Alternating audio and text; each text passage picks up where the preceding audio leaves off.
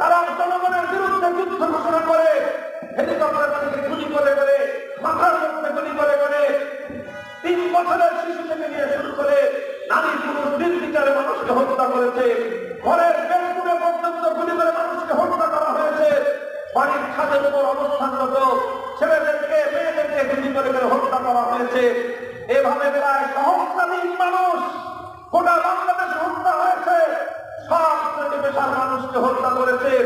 মুসলমান হত্যা হয়েছে, হিন্দু হত্যা হয়েছে, স্কুলের ছাত্র, কলেজের ছাত্র, ইউনিভার্সিটির ছাত্র, মাদ্রাসার ছাত্র, মসজিদের ইমাম, আলেম সমাজ, এমন কোন সমাজের কোন শ্রেণী বা পেশার লোক নেই যারা হাসিনার এই হত্যাকাণ্ডের এবং তার এই হত্যাযজ্ঞের শিকার না হয়েছে। গোটা বাংলাদেশ ঐক্যবদ্ধ, গোটা বাংলাদেশ